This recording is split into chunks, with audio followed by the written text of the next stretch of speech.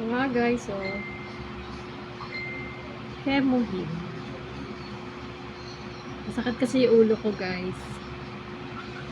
So, ayun, bago ako matulog, iinom ako nito. Hindi ko rin alam kung bakit sumasakit palagi yung ulo ko. So, ito. Iinom na lang ako nito, Hemohim. Ito ay Korean products guys. Ito nga pala yung aking inuumpisahang negosyo ngayon guys.